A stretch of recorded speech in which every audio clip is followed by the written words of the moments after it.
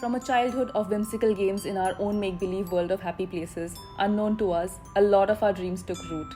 The most special of those, Suta. From playing shop to stepping into corporate conglomerates, somewhere we sisters grew up. But our dreams of building a happy place stayed on.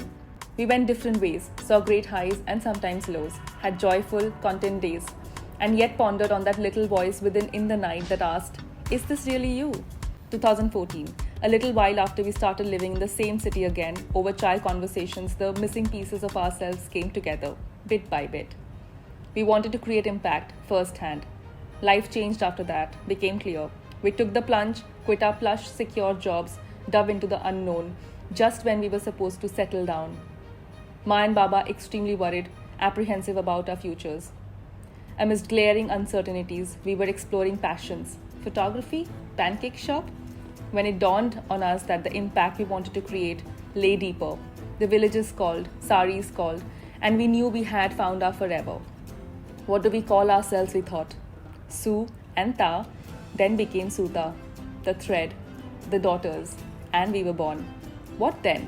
We jumped in joy, got a little too excited, nervous, went in search of vendors, put all our savings into Suta, got duped, major loss, slowly got back up, then tried again, found better vendors, we fought to make the exact products that we had in mind, did everything ourselves, worked every single minute of the day, won confidence of parents with relentless commitment. They became our strongest allies. 2016, our first employee, our first store, our first few weavers, first successes at pop-ups and the flea. My pregnancy. At our third flea, stall got burned down, huge losses again, literally salvaged every piece of what was left of Suta, got back up again. 2017, more weavers and more artisans.